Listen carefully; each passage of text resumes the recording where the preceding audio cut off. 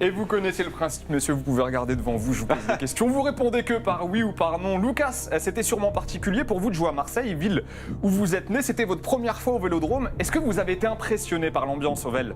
Oui, bien sûr. Bon, Lucas, toujours, vous n'avez perdu aucun de vos 27 matchs en bleu en tant que titulaire. Ce n'était jamais arrivé dans l'histoire de l'équipe de France. Question toute simple, est-ce que vous êtes trop fort pour l'équipe de France?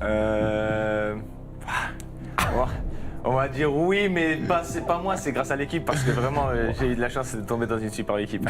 Théo, vous êtes impliqué sur 5 buts lors de vos 5 premiers matchs en bleu. Ce n'était plus arrivé depuis Michel Platini en 1976. On est d'accord, vous êtes meilleur que Michel Platini. Ah non, non. Il respecte, c'est bien. Faut quand même pas exagérer. C'est bien, c'est bien. Messieurs, on va écouter un extrait de votre première conférence de presse ensemble en bleu. C'était en octobre dernier, quand Théo a été appelé pour la première fois. Et c'est Lucas qui nous raconte ce qu'il faisait quand Didier Deschamps vous a appelé.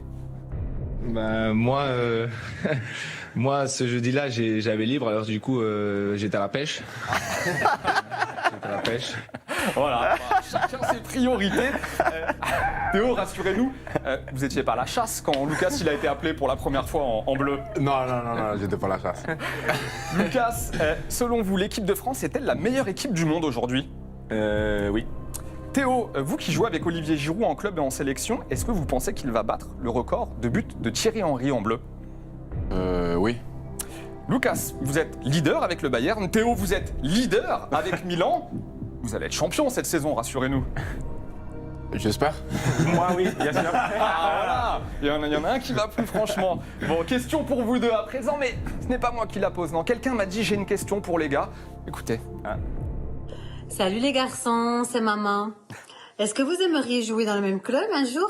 Voilà, c'est votre maman qui veut savoir si elle pourra vous supporter tous les deux dans le même club un jour. C'est envisageable ou pas? Oui, par contre, le supporter tous les jours. Et vous, Théo? Ouais. En France, peut-être? Non, au Bayern. Au Bayern.